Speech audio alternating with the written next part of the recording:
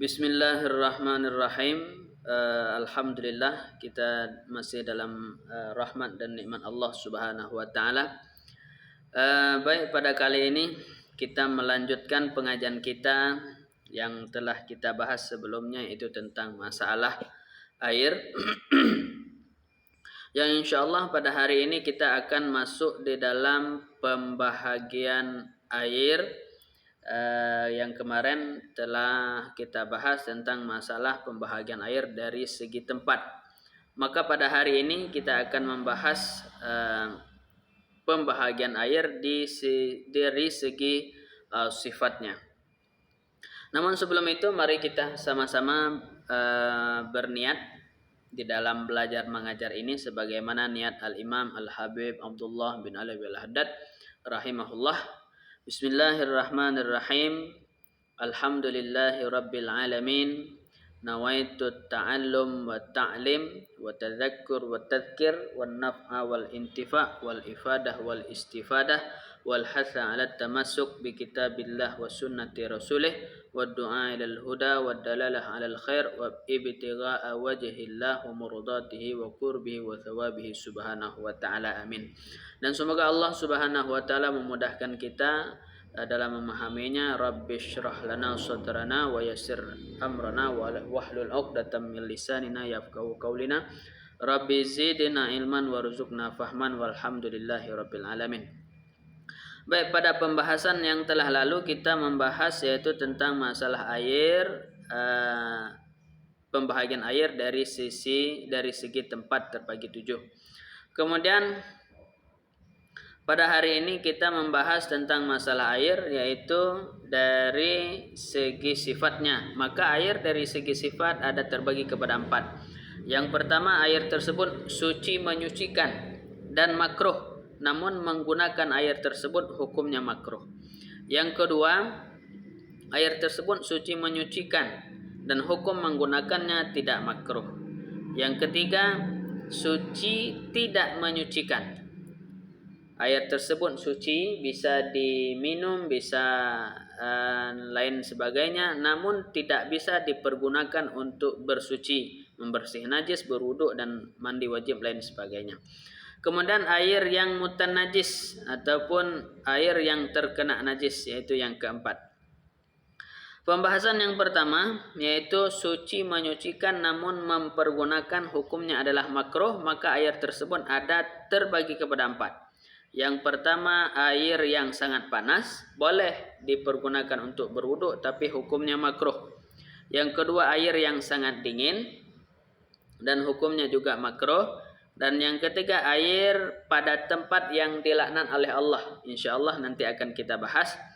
Dan yang keempat, air musyammas, yaitu air yang panas dengan sebab terik matahari. Insyaallah ke depannya akan kita bahas. Dalam hal ini dikutip daripada Syekh Ahmad Al-Asfihani, yaitu dalam Matan Ghayah wa Takrib, dan Al-Imam Al-Alamah Ahmad bin Naqib Al-Misri dalam kitab Umdatus Salikin dan kitab Nihayatuz Zain karya Syekh Nawawi Al-Bantani. Maka adapun air yang dilaknat oleh Allah yang hukumnya adalah makruh. Yang pertama yaitu air di negeri Sadum ataupun di negeri Sazum, yaitu terletak di antara Palestina dan Yordania. Di mana negeri apa ini? Yaitu negeri tempat Nabi Lut alaihi salam berdakwah. Dan ternyata Nabi Lut alaihi salam ini adalah merupakan keponaan ataupun keponaan daripada Nabi Ibrahim alaihissalam. Jadi Nabi Ibrahim alaihissalam ini adalah paman Nabi Lut alaihissalam. Sedikit silsilah antara Nabi Lut alaihissalam dan Nabi Ibrahim alaihissalam. Ayah daripada Nabi Ibrahim bernama Tareh. Maka Tareh ini memiliki 3 anak. Ada yang pertama Nabi Ibrahim alaihissalam, kemudian Nahor, kemudian Haran. Maka 3 ini adalah anak Tareh. Dan Haran memiliki anak yaitu Nabi Lut alaihi salam. Maka Nabi Lut dengan Nabi Ibrahim adalah Nabi Ibrahim merupakan paman daripada Nabi Lut alaihi salam. Pada dahulunya Syekh Aman As-Sawi dalam kitab Hasyiah Sawi menyampaikan yang bahwa Nabi Ibrahim dan Nabi Lut ini berada di negeri Babil Irak. Kemudian keduanya hijrah kepada negeri Syam atau disebut dengan Suriah. Kemudian Nabi Ibrahim diutus ke negeri Palestina, sementara Nabi Lut alaihi salam yaitu ke negeri Urdun atau Yordania.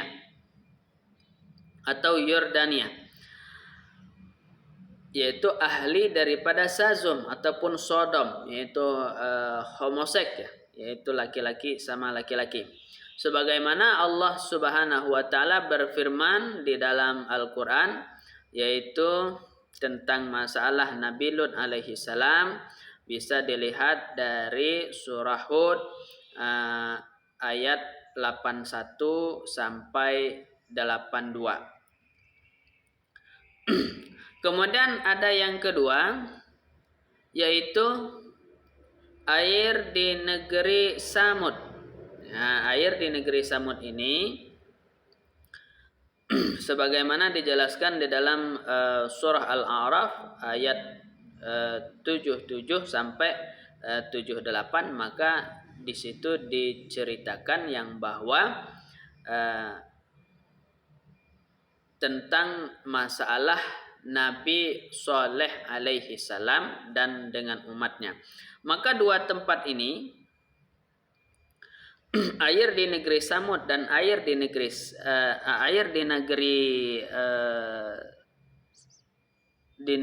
Samud dan air di negeri Sazum tadi, maka hukum menggunakan air pada tempat tersebut adalah makruh. Kenapa dimakruhkan? Sesuai dengan yang telah kita bahas yang tadi, bahwa tempat tersebut sudah dilaknat oleh Allah Subhanahu wa taala dengan cara Allah azab kaum tersebut, Allah azab tempat tersebut. Maka hukum mempergunakannya adalah makruh.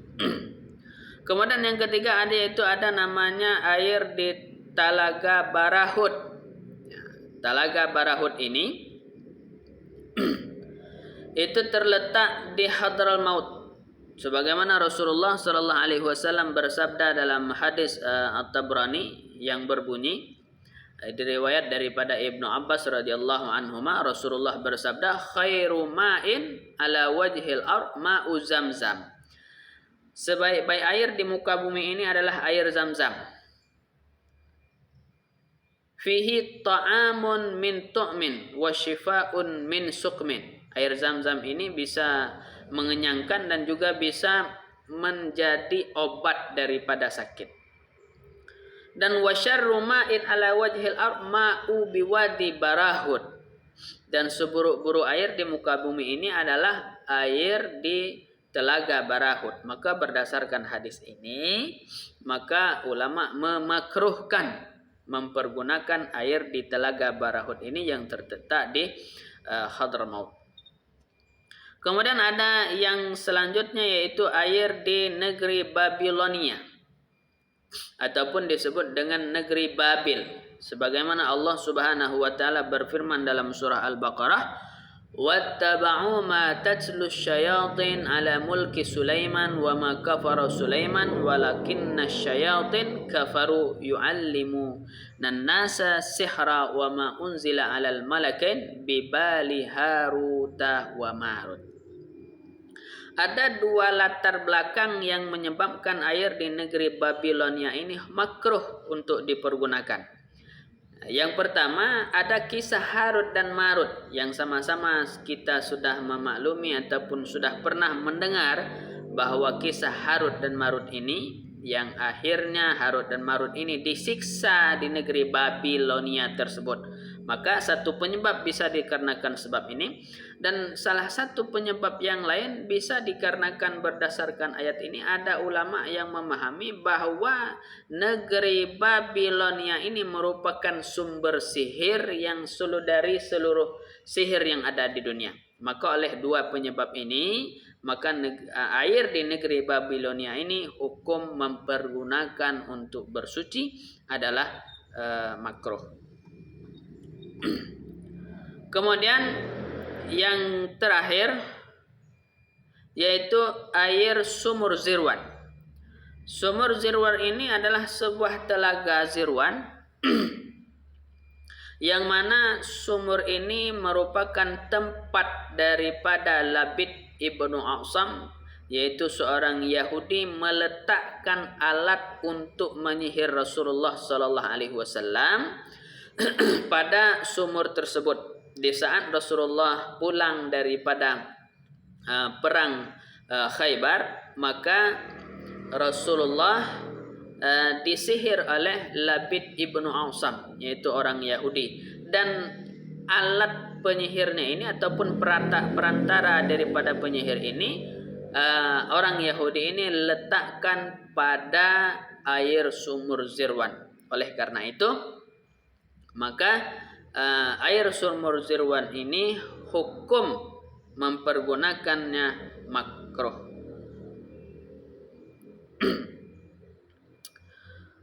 Hal tersebut bisa dilihat sebagai referensi daripada sumur Zirwan ini, bisa dilihat daripada asbabun nuzul dalam surah Mu'azzatain, yaitu Qul a'udzu birabbil falaq dan Qul a'udzu birabbin nas, dan juga dalam hadis Imam Ahmad nomor hadis 19267 yang di situ dijelaskan kisah-kisah daripada Rasulullah saat disihir oleh orang Yahudi ini.